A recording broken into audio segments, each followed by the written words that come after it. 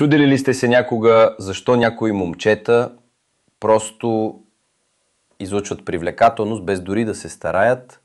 По същество силата на мъжа от Сигма идва от непоклатимото чувство за собствено достоинство, тихата увереност и способността да съществува без постоянно външно потвърждение.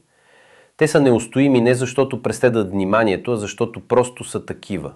Те оспорват нормите, предлагат дълбока честност и въплъщават рядка независимост, която за много жени е висша форма на привличане. Когато мъжът от породата Сигма се ангажира, контакта му с очите се описва така, сякаш вижда през вас. Той е суров наблюдателен и пресича повърхностността. За много жени тази директност е изключително силна. Тя означава честност, интелигентност и истински интерес към разбиране, а не просто към впечатляване.